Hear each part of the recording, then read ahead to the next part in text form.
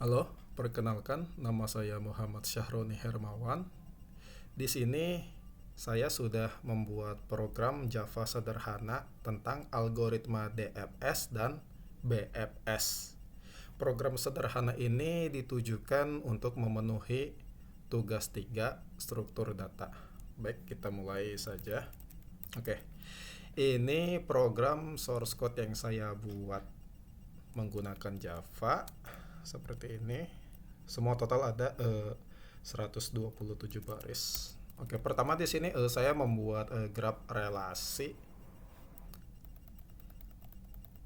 yang bernama graph dengan menggunakan hashmap. Lalu di sini saya membuat sekumpulan node juga menggunakan hashmap bertipe data string. Lalu di sini untuk DFS di sini saya membuat mark atau penanda untuk visited DFS yang menggunakan hasset.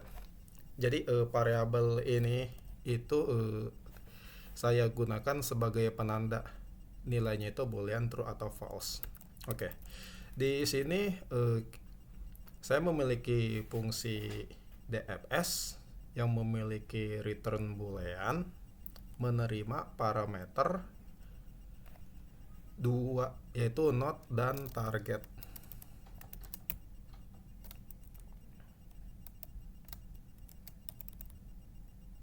Nah, di sini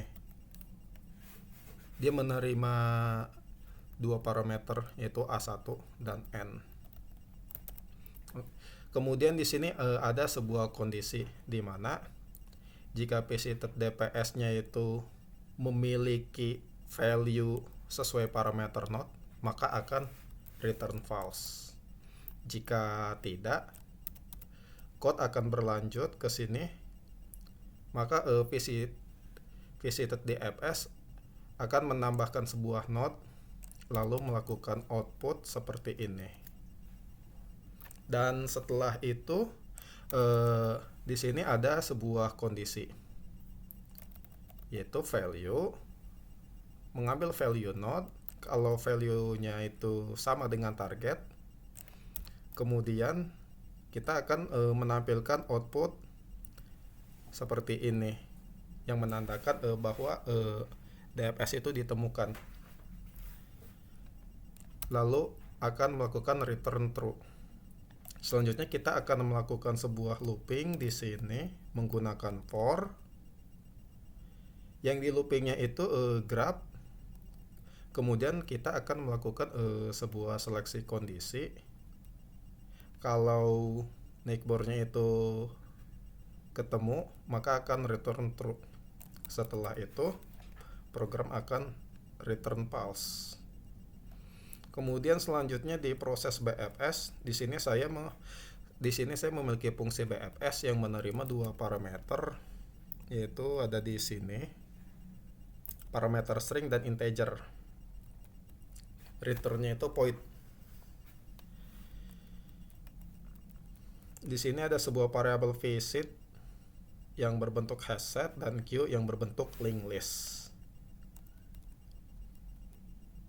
Di sini kita mulai proses code tersebut. Lalu di sini kita melakukan while loop.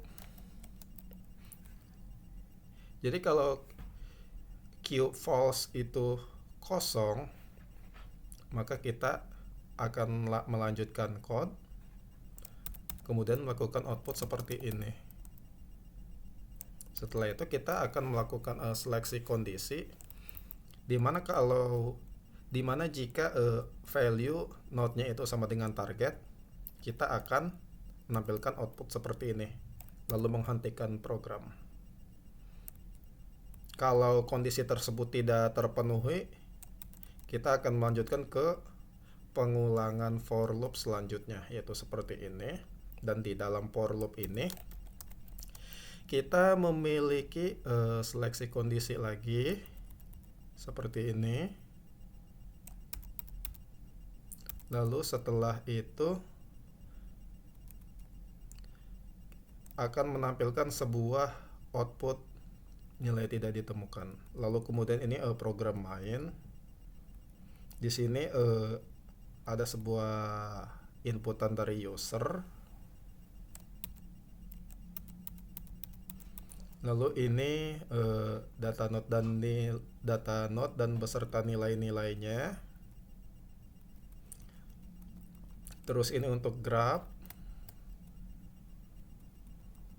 Nah, untuk proses DFS terjadi di sini. Jadi kita menampilkan output sederhana yang berisikan proses DFS.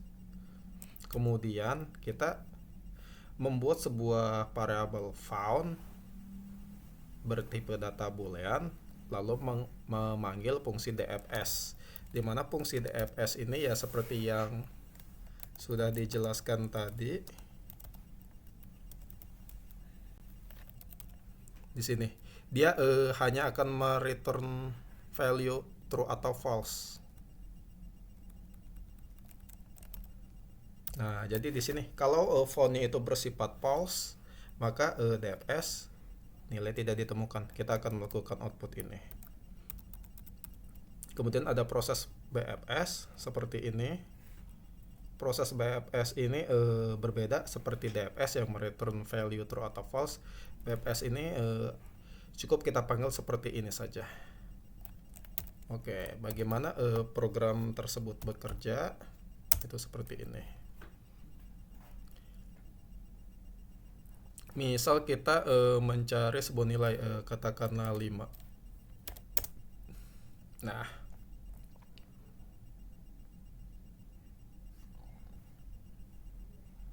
ini proses-proses yang terjadi di DFS dari node A1 ke A2, di mana node A1 itu memiliki nilai 10 dan node A2 itu memiliki nilai 5. Nah, berarti sudah ditemukan. Nilai 5 ditemukan di node A2. Sedangkan untuk proses BFS ini sama.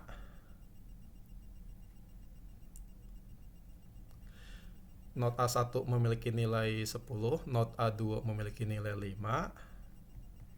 Dan kita melakukan output di sini. Data sudah ditemukan. Bila kita mencari nilai yang lebih dalam, misal sebentar, berapa nilai yang paling dalam? 40.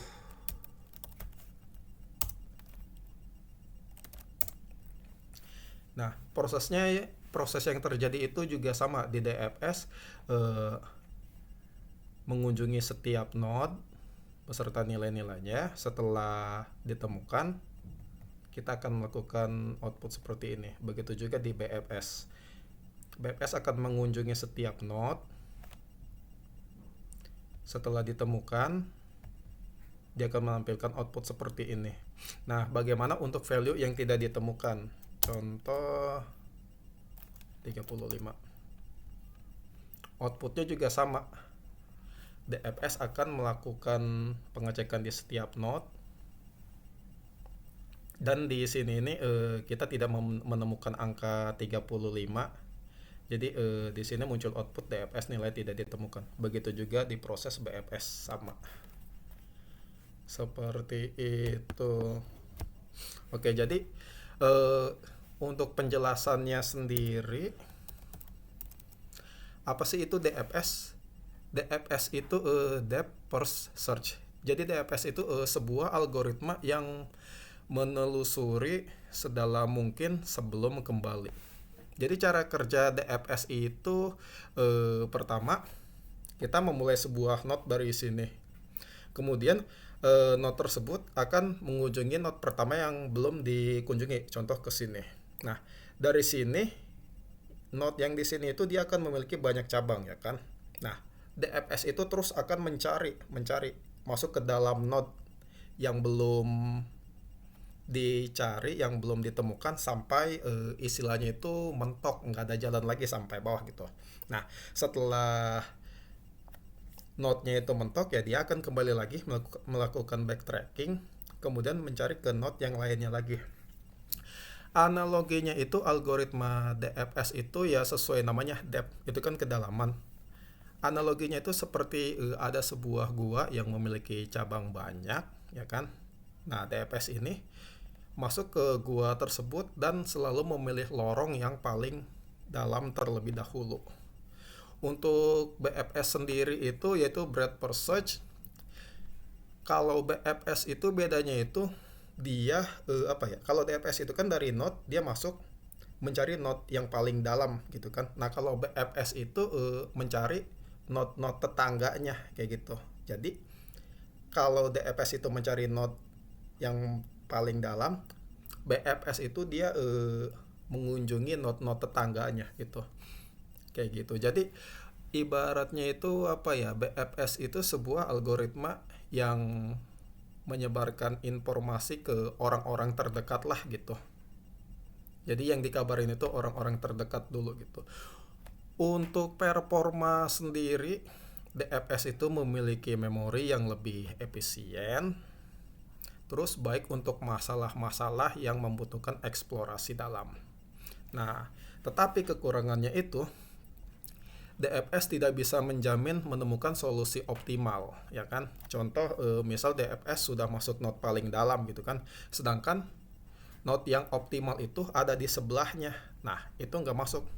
Itu untuk kurang optimal gitu pokoknya. Sedangkan untuk BFS itu, BFS bisa ada jaminan menemukan solusi yang optimal karena dia melakukan visit node ke neckbore-neckbore-nya, ke tetangganya itu. Terus BFS juga baik untuk masalah-masalah yang nggak terlalu rumit, tetapi kekurangannya itu BFS itu menggunakan memori besar dan bisa saja prosesnya itu lebih lambat kalau node-nya itu terlalu dalam, seperti itu. Baik, mungkin dari saya cukup penjelasannya seperti itu. Mohon maaf bila ada kekurangan dan kesalahan. Semoga video ini membantu. Terima kasih.